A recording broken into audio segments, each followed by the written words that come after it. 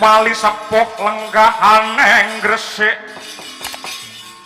dakwahira tuhu wicaksana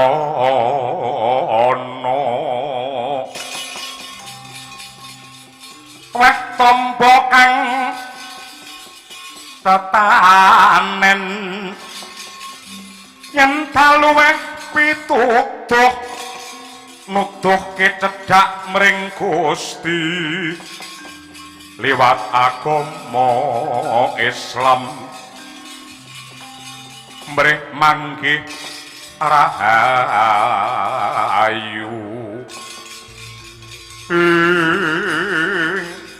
ora pangkling ngamong jiwa ya dasar para nyata kowe bangsane Gandharwa ya krida murka wis cetha ngiglo tanpa warana pangandikane Ki Ismaya ana ing tanah Jawa kene dadi punjering tata krama dadi sumbere tata susila saya-saya lamun ana tamu ingkang medhayah mrene dikurmati tanpa beda raja ora kok banjur disia-sia kaya mangkun mbora idep ripalungguhan iki aku mundhe dawuhe Sang Kala Sekti cekak cukupe sing jenenge Subakir kudu singkirke saka ing laladan Gunung Tidar yen ngono aku sing belani kelawan panjenengan janji ora minggat kelakon ana Gandharwa dadi ndok pengamun-amun ing kene kawan pastimu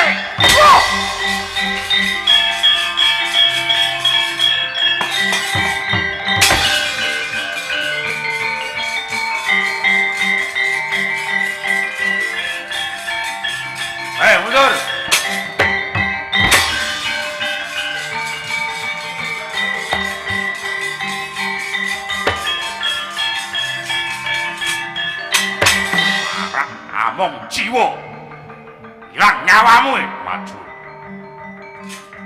wah wah wah wah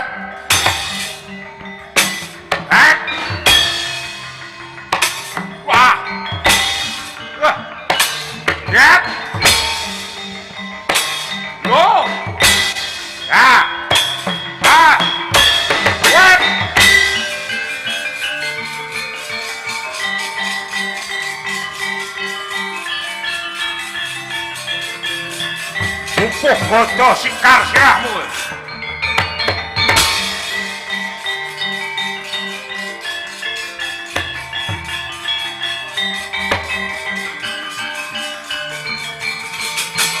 Ah!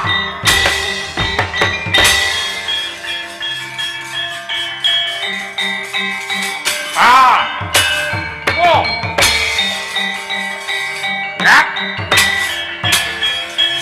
Rat! Hey! Oh! Ah! Ah! Rat! Oh! Oh!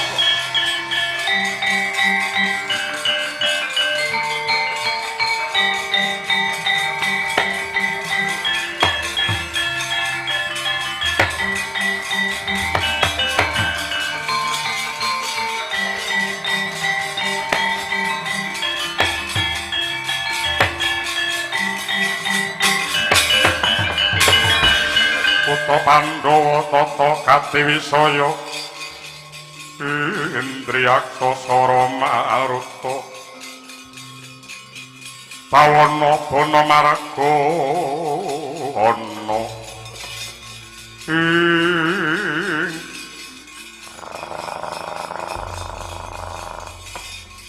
ayo Subagir dengo sing dadi kandha aku apa kowe sing dadi pakan gagak batang mengko dhisik kala sekti yen aku kudu tetandingan kelawan kowe sing gedhe pangapuramu aku moh merga tumrape Subagir ngalahke wong liya ngalahke makhluk liya kuwi luwih gampang tinimbang ngalahke nepsune dhewe. Adoh aku saka bumi busroh teka ana Gunung Tidar kene mung bakal ngajak karahayon ora bakal ngarah marang bilahi. Rasa kakean cangap yen ra gelem perang karo aku teka lamun kowe pendhita ling ciri getih wedi-wedi.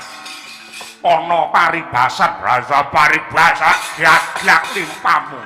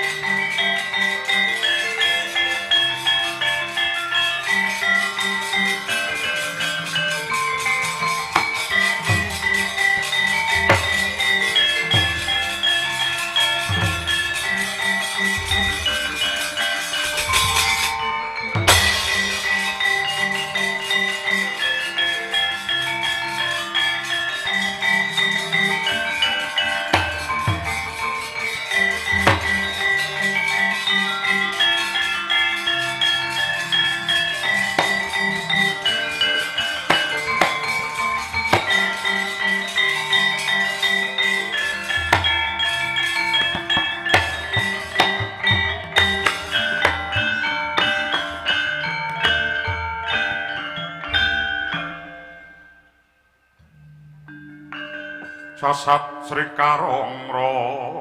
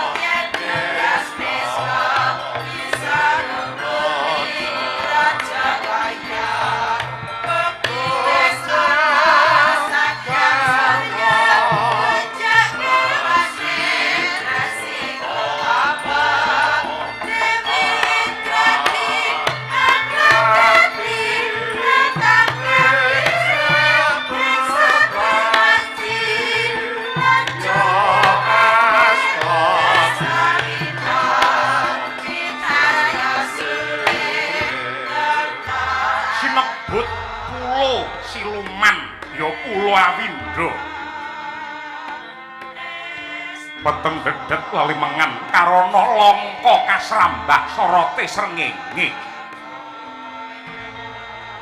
sinten ingkang dadya pangarsa ing kono tetungguling para jin jejuluk Sang Gandharwa Raja Supala ya Gandharwa Raja Suwala nalika ing mangke kadhep ingkang putra kekalih Mijil Jalu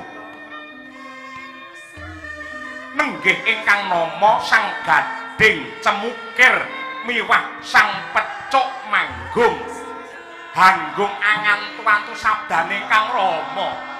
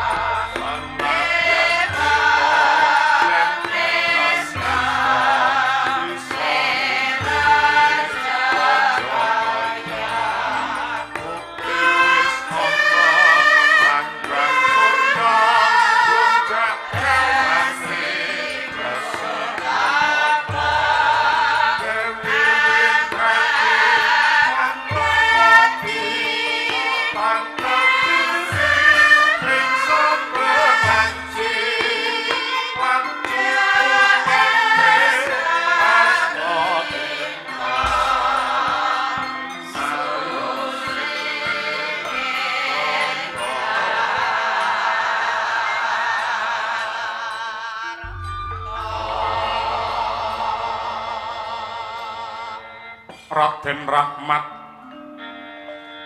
Sunan Ampel Gading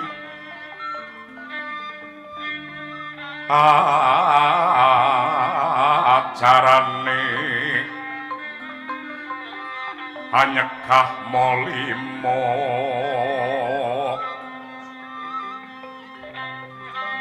tan kena den tindakake wali songo terus wujud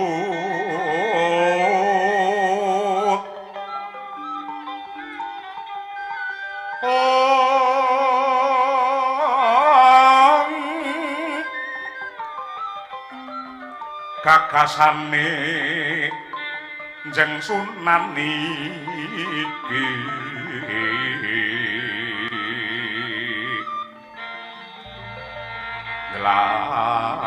nglametke dakwah Islam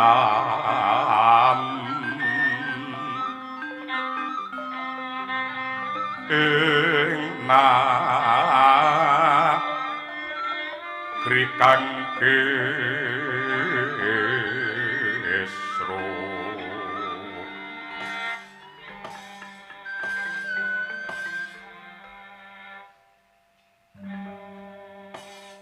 anakku bocah loro Gading Cemukir kawula nuwun wonten timbalan ingkang adhawuh Kanjeng Rama Gandarwa Raja Supala lan kowe anakku Becuk Manggung. Inggih Rama, wonten dawuh nimbali dumateng kula Rama. Sembah pangabekti kula mawan tuwa konjuk Rama. Dados ramen. Muga-muga sok ana rejane jaman kowe dadi wong sing iso nglipur wong akeh. Nggih Rama. Duduk Rama. Wonten miji dhumateng ingkang putra kula pun Gading Cemukir wonten dawuh Rama. Gusik. Gading Cemukir apa dene Becuk Manggung. Kurangane apa kowe iki dadi anak ratune para Gandarwa ing Pulo Awindra. Ingkang ndok jaluk mesti tak sembadani, apa sing ndok takokke mesti ndak turuti. Ning yo kene tak sawang kok katon peteng guayamu ki janjane kowe pengen apa? Nuwun sewu Kanjeng Rama. Paduka nate paring dawuh dumateng ingkang putra bilih. Makhluk ing pangeran menika wonten ingkang awujud malaikat, wonten ingkang awujud jin, lan ugi wonten ingkang awujud menungsa. Kula tasih kemutan dumateng pangandikanipun Kanjeng Rama bilih, malaikat menika cinipta saking cahya utawi saking nur. Nur Handayani. Sanes. Cahya, sorot. Oh, sorot ya. Malaikat nggih.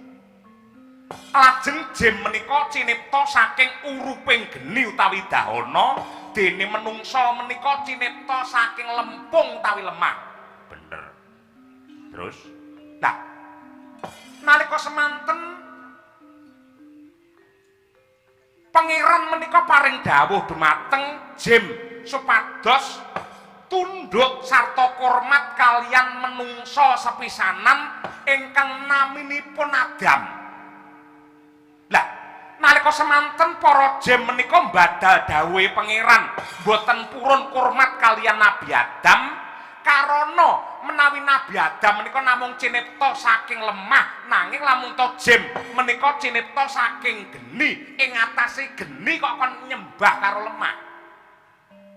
Mongko peranganipun jin menawi boten tunduk kalian perintahe Gusti, boten taat kalian dawuhing pangeran, tartamtu badhe kalorot derajatipun dados titah ingkang naminipun iblis. Jin menawi mboten tunduk kalian pangeran kaloro derajatipun dados ingkang nami iblis. Nadyan iblis ning pinter nyacah. Engke riyen to. Riyen. Wonten malih ingkang sinebut setan. Setan kuwi dudu makhluk. Setan kuwi dudu makhluk nanging setan kuwi wujute kekarepan utawa tumindak ingkang ala milar saka pranataning Gusti nabrak saka wewalering kitab suci kuwi jenenge setan. Sing jenenge setan kuwi ora wujud nanging sifat menungso yen sipate elek bisa dadi setan, jin yen sipate apik bisa dadi mutiarane makhluk. Inggih. Nanging lak sampun cetha dipun dawuhaken ing mriku bilih para jin menika kedah kurmat kalian menungso. Ya. Mila saking menika Rama-rama kula kepengin kurmat kalian menungso, kula badhe nyuwun pamit kalian kakang kula pun Gading Cemukir badhe lumampah wonten ing tanah Jawi. Ing tanah Jawi wonten kiai ingkang kondang kawentar ingkang naminipun Ki Ismaya. Kula kepengin minggah wonten ing Gunung Tidar, kepengin nderekaken Sang Ismaya anggenipun nyerbar dumateng kautaman Kanjeng Rama. Sunanampel bangkit antrateni tembung salat mrih wonge tanjingkat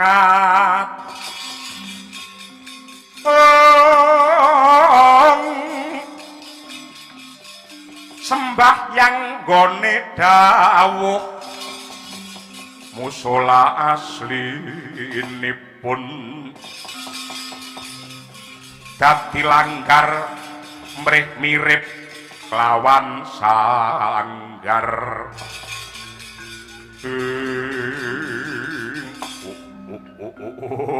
Lada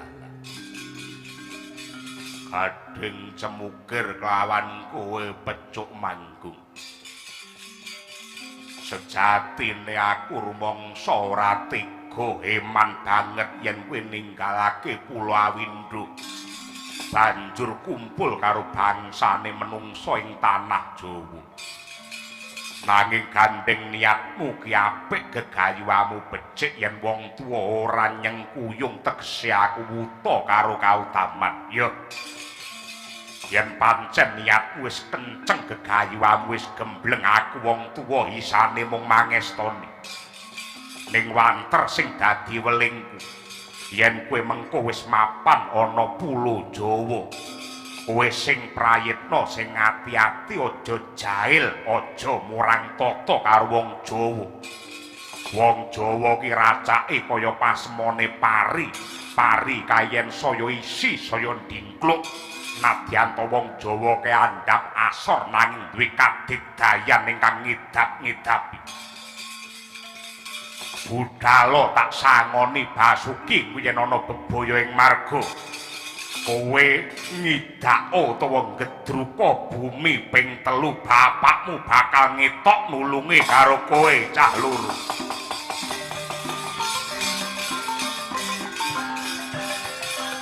Nyap lang ning kalang panakbar pandamoncar tinon ler kekonang surem surem sorote kan padang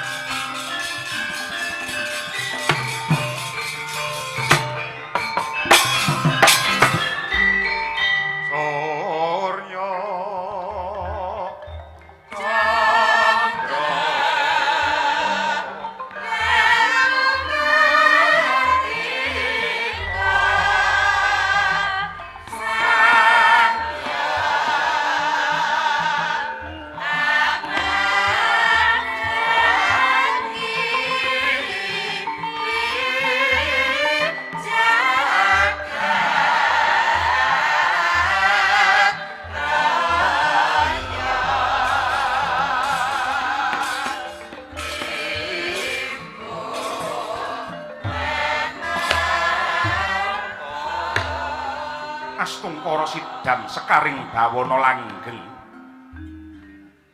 putulun nger Ismaya ana wigati apa dene jeneng kita ngrawuhake ulun ana ing sanggar pamujan kene. Inggih Bu Ulun. Sang Hyang Pada wenang langkung rumiyin kula ngaturaken sembah pangabekti kunjuk wonten pepada paduka Eyang Bu Ulun. Ya kula wis ndak tampa. Ana apa Ismaya? Apa kira-kira jeneng kita wis bosen dadi pamong ing tanah Jawa? Merga ulun isih kelingan lamun to jeneng kita iku sejatine dewa ingkang direka daya dening Bathara Guru. Kanthi cara Bathara Guru ngutus kelawan Jemaya nyidra pusaka klangenane ramamu Bathara Tunggal ingkang awujud Ranlata Mausadi utawa godhong rewan kelawan cupu manik Astagina. Godhong rewan dipapanake ana sak ngisor kajang sirahe kakangmu Antaga dene cupu manik Astagina dipapanake ana sak ngisore kajang sirahe Ismaya. Satemah Bathara Tunggal murka jeneng kita ditundung saka kahyangan kinen dadi pamong panengen ing tanah Jawa. Dene Antaga dibuang ing tanah sabrang momong watak asura para raseksa. Kaya mangkono iku kawengisane Bathara Guru anggone dan jabatan lan mendem kelawan kelungguhan ngalalake sewu cara supaya kasembadan apa kang dadi gegayuhane. Ismaya, yen pancen jeneng kita rumangsa wis ora kuat dadi pamong dina iki uga ayo ndak boyong pring kahyangan bali mulya wibawa dadi dewa meneh Semar.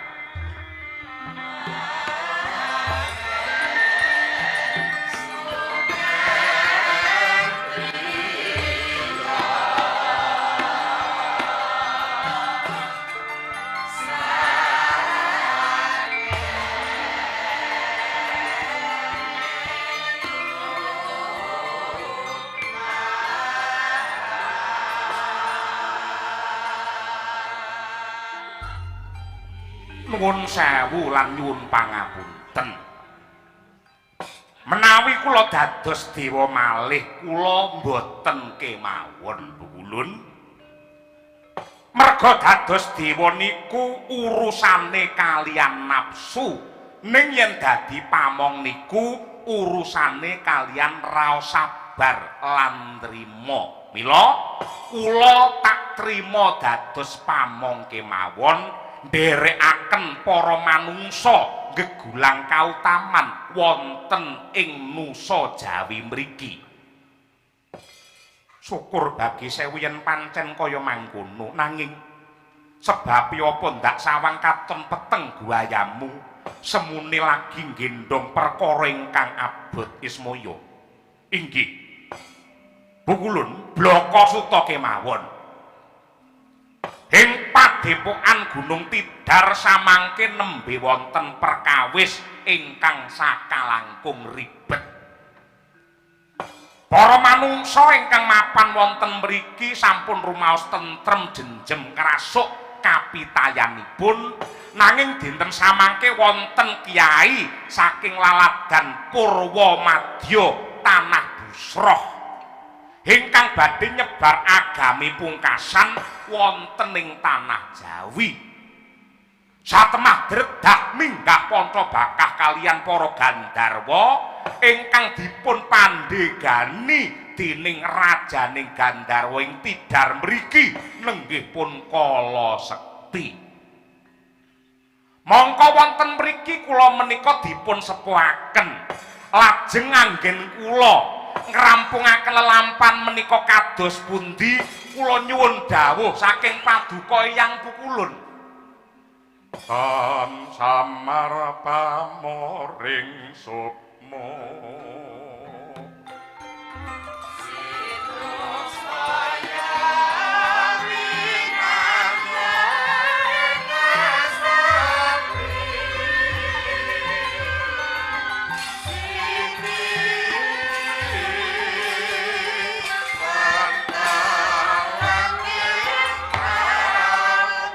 Sugeng ilahing awit namastu namasidam Ismaya.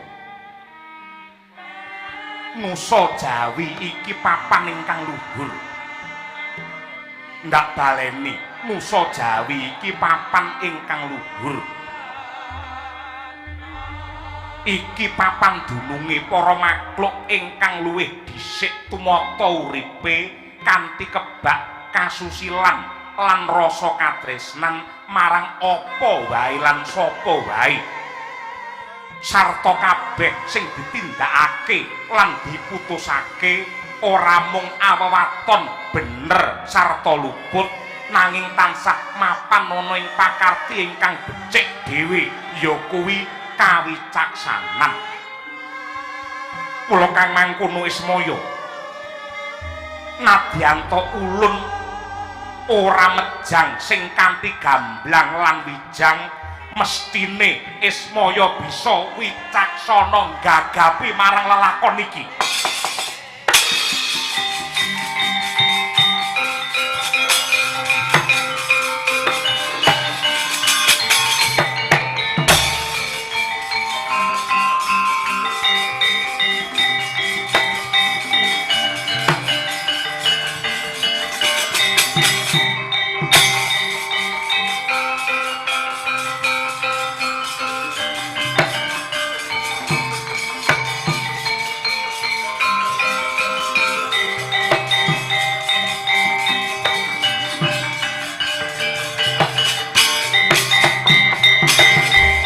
Mareka den prayitna semurire eka balik tityani gondo yoni